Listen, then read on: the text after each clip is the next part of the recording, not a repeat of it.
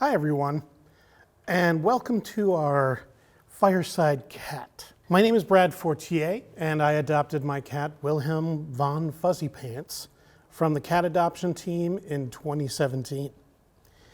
With me here today are four other cat adoption team enthusiasts or cat lovers. We have Steph Ayako. Thank you. No worries. And you might recognize Steph as the person behind Sparkle, the one-eyed cat, and their cat's popular Instagram account. Also joining us today are Dr. Lauren Smith, who's been practicing veterinary medicine for over 20 years and is the owner of Hart Road Animal Hospital. And then there's Garrett Simpson. Hi, Garrett. And Garrett and his partner Helen have run Purrington's Cat Lounge, our local cat cafe, for the past few years. And we're also joined by Joyce Briggs. Joyce is president of the Alliance for Contraception in Cats and Dogs, and another animal welfare organization based here in the Portland area. Well, I'll launch into a question, and this is for everyone. So briefly, from your perspective, what do you see as the biggest challenge for cats in our area in the coming year?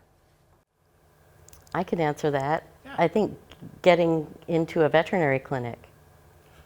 If they don't have a veterinarian right now, it's a real difficult thing for people. And a lot of places aren't taking new clients or are really backed up. So making sure that they have a relationship beforehand is a really good thing for people. And Dr. Smith, can I follow up and ask, why are you recommending that? What's going on? Well, the veterinary profession since COVID has been really slammed with overabundance of clients wanting care, and staffing has been a real problem for most clinics. And you had something. Cats that have not seen a vet are very likely not to have been sterilized. And as they come into puberty, which happens pretty darn early for cats, you're a bigger risk for accidental litters. And that, I think, makes us all afraid that that will kind of really explode. That's why one of the things I am most excited about is cats really raising the bar toward providing surgeries for people for the public. Now this one's for Garrett. And Garrett, I'd imagine that private businesses, and not just vet clinics or nonprofits, can also have a positive impact for cats through collaborative efforts.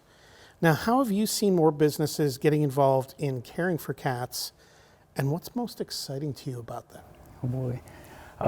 It's been really interesting because in the time that I've personally been involved with cat welfare, you're noticing more and more businesses wanting to be involved with animal welfare, especially in this area. So many people love their animals, and it humanizes them a little bit, and people start to care, and they realize what a difference cats or just animals in general make for their people, whether it's being companionship when they're sad or they're lonely, or they make a world of difference, and not everybody always realizes that.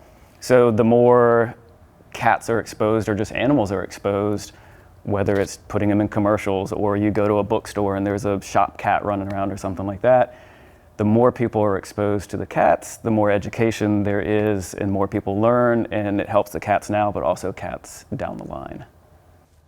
Now, Stephanie, your cat, Sparkle, the one-eyed cat, has got a lot of attention online, and you've built quite a community here.